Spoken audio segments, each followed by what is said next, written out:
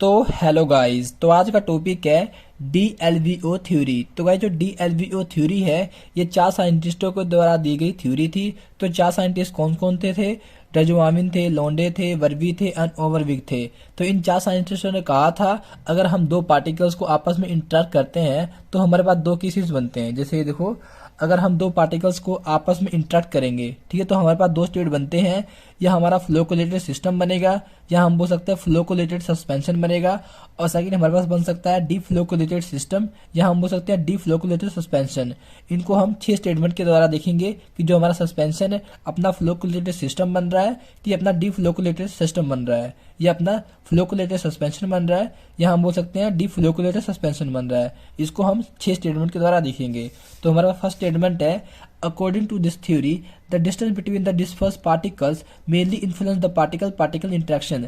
अगर हम दो पार्टिकल्स को आपस में इंटरेक्ट करते हैं तो हमारे पास दो केसेस बनते हैं, या रिपल्शन होगी या अट्रैक्शन होगी। तो गाइस जो अपनी रिपल्शन होती है ना, अपनी मोलिक्यूल ऑफ चार्जेस के बीच में होती है। जैसे एग्जांपल हम लेते हैं, पॉजिटिव पॉजिटिव एग्जांपल लिया, आप नेगेटिव नेगेटिव भी ले सकते हैं, ठीक है। अगर हम पॉजिटिव पॉजिटिव को आपस में जब इंटरेक्ट करते हैं, ठीक है, जैसे सपोज मान लो ये हमारे पास एग्जांपल के लिए है, ये हमने दो पॉजिटिव पॉजिटिव लिया है, ठीक है। अगर हम पॉजिटिव पॉजिटिव को सिर्फ पास लेके आ रहे हैं तो क्या करेंगे, एक दूसरे को रिपेल कर देंगे, ठीक है। ये अपनी रिपल्शन हो रही है। देन अट्रैक्शन में क्या होता है, हमें ऑपोजिट मोलिक्यूल ऑफ चार्जेस लेना होता है। जैसे एक पॉजिटिव लेना होता है, देन एक नेगेटिव लेना होता है। देन इसको जब पास लेके आते हैं ये अट्रैक्ट कर लेते हैं। जैसे एग्जाम्पल हो गया, जैसे ये देखो, ये हमारे पास क्या है, एक पॉजिटिव है एक नेगेटिव है। देन क्या कर रहे हैं, जब इसको हम पास लेके आ रहे हैं, ठीक है, देन पास लेके आ रहे हैं, एक दूसरे को अट्रैक्ट कर लेंगे, ठीक है। इसमें क्या हो रही है, अपनी अट्रैक्शन हो रही है।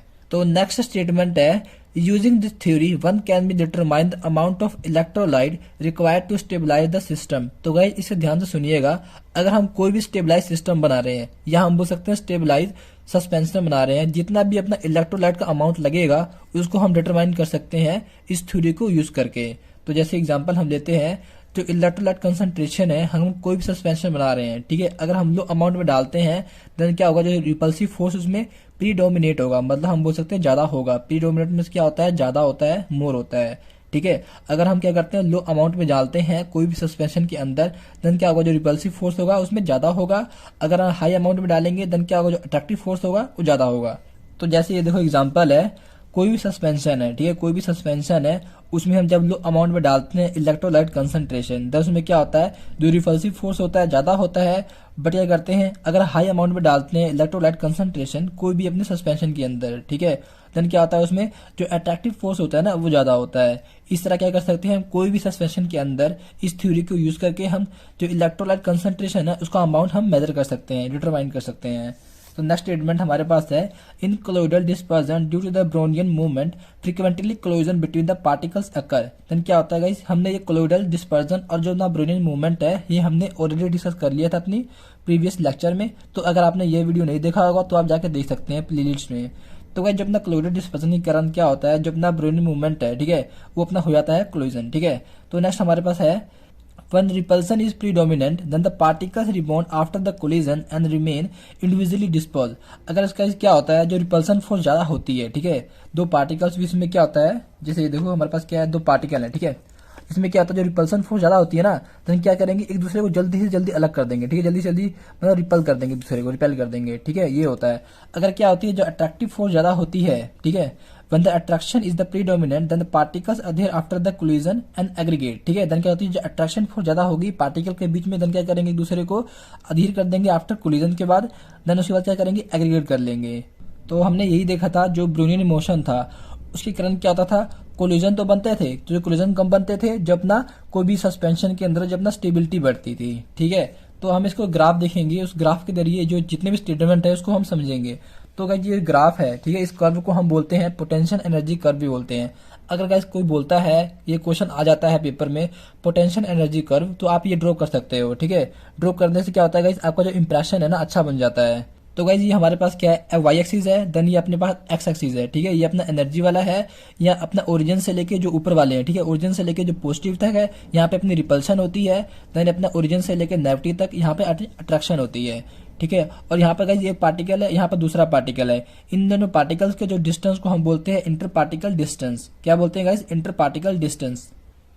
तो गाइस इसके बाद क्या होता है, सपोज मान लो हमारे पास सेम मोलिक्यूल ऑफ चार्जेस है, ठीक है, सपोज मान लो पॉजिटिव इधर भी है अपने पास पार्टिकल्स, पॉजिटिव इधर, देन इसमें क्या होती है अपनी रिपल्शन होती है ना, देन रिपल्शन की कर्व हमारे पास ये रही, ठीक है। और गाइस सपोज मान लो हम ऑपोजिट लेते हैं, एक पॉजिटिव लेते हैं देन एक नेगेटिव लेते हैं, इसमें क्या होती है अपनी अट्रैक्शन होती है ना, देन अट्रैक्शन की कर्व हमारे पास ये रही। तो देन गाइस इसमें हम क्या करते हैं, जो अपना डिफ्लोकुलेटेड सस्पेंशन है ना हम फ्लोकुलेटेड बनाते हैं, ठीक है। जब कैसे बनाएंगे, जब उसमें एडिशन करेंगे इलेक्ट्रोलाइट का, जैसे ये देखो हम क्या करते हैं डिफ्लोकुलेटेड सिस्टम से, या हम बोलते हैं डिफ्लोकुलेटेड सस्पेंशन से हम बनाते हैं फ्लोकुलेटेड सिस्टम, या हम बोल सकते हैं सस्पेंशन। कब बनेगा, जब उसमें एडिशन करेंगे इलेक्ट्रोलाइट का, जैसे ये देखो। तो गाइस हम पहले बात कर लेते हैं डिफ्लोकुलेटेड और फ्लोकुलेटेड होता क्या है, ठीक है, सस्पेंशन होते क्या है। जैसे देखो सपोज मान लो अपना डिफ्लोकुलेटेड वो होता है अगर क्या होता है जो पार्टिकल्स होते हैं, कोई भी अपना सस्पेंशन होता है जिसमें जो पार्टिकल्स होंगे ना अपने अटैच नहीं होंगे एक दूसरे से, उसे हम बोलेंगे डिफ्लोकुलेटेड सस्पेंशन। और फ्लोकुलेटेड सस्पेंशन किसे बोलेंगे, अगर कोई भी सस्पेंशन है उसमें जो पार्टिकल्स है ना एक दूसरे से अटैच है, ठीक है, एक दूसरे से अटैच है, उसे हम बोलेंगे फ्लोकुलेटेड सस्पेंशन, ठीक है। इसमें हम क्या करते हैं, जैसे ये देखो हमने कोई भी अपना डिफ्लोकुलेटेड सस्पेंशन लिया, उसमें हम जब इलेक्ट्रोलाइट ऐड करना स्टार्ट कर देते हैं, ठीक है, इलेक्ट्रोलाइट ऐड कर रहे हैं ऐड कर रहे हैं ऐड कर रहे हैं ऐड करते जा रहे यहाँ इस पॉइंट तक हमने ऐड किया।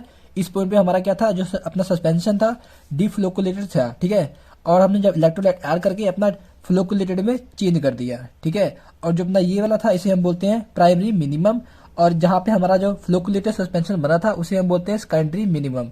और गाइस जो अपना पोटेंशियल बैरियर किसे बोलते हैं, एक ऐसा सस्पेंशन जो मतलब बहुत ही स्टेबल हो उसे हम बोलते हैं पोटेंशियल बैरियर, ठीक है। तो गाइस थोड़ी सी प्रॉब्लम हो गई है, लाइट भागी है, बट कोई नहीं, हमने देसी जुगाड़ लगा लिया है, ठीक है। और गाइस जो अपने वी है इसे हम बोलते हैं वंडरबल अट्रैक्टिव फोर्स बोलते हैं, और वी आर को हम बोलते हैं वंडरबल रिपल्सिव फोर्स। तो गाइस अगर हमने टोटल पोटेंशियल एनर्जी फाइंड करना है तो इसके लिए फॉर्मूला है V T is equal to V A plus V R, ठीक है। वी हमारा क्या हो गया अट्रैक्टिव फोर्स हो गया, और वी आर हमारा क्या हो गया रिपल्सिव फोर्स हो गया। इन दोनों को ऐड करके हम वीटी को फाइंड कर सकते हैं। तो गाइस वीटी को हम क्या बोलते हैं टोटल पोटेंशियल एनर्जी। तो गाइस कहीं कहीं पे वीटी को हम बोलते हैं कंपोजिव कर्व भी बोलते हैं। तो गाइस आई होप आपको समझ आ गया होगा। तो फिर भी कोई भी डाउट रहता है तो आप कमेंट बॉक्स में पूछ सकते हैं, मैं उसका रिप्लाई देने की कोशिश जरूर करूंगा। तो गाइस इसके नोट्स हैं मैं आपको डिस्क्रिप्शन में अवेलेबल करा दूंगा, आप जाके डाउनलोड कर सकते हैं। तो गाइस मिलते हैं नेक्स्ट वीडियो में।